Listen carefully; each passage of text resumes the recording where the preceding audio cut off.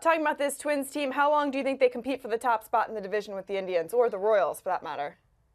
Yeah, I think the big thing is going to be the pitching. I think we know this offense has been doing pretty well. There's a young core here. Guys like Miguel Sano and Byron Buxton and Max Kepler. They got this young core, Barrios.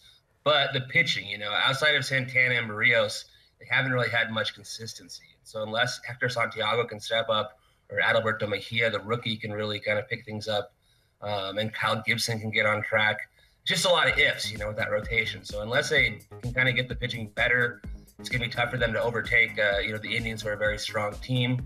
But at the same time, with this defense and with this offense and his young core, could get better, and even Brian Dozier hasn't really hit his stride like he did last year either. So I think there's still some room for some growth with this team as well, even though they've been surprising.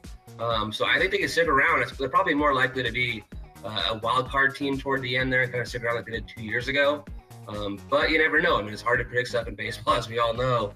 Crazy things happen. No one saw this coming so far, and who's to say it can't continue? But I do think, just on paper, the pitching's got to be better for them to compete and to compete in that division.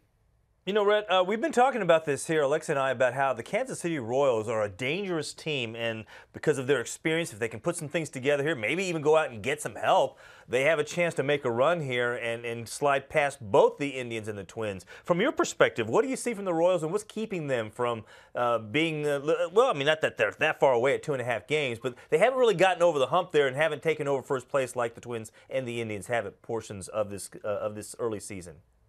I think the big thing in the Royals was they got off to a really tough start. I think that this is a team that already knew they have a lot of veterans in the last year of their deals, guys like Eric Hosmer.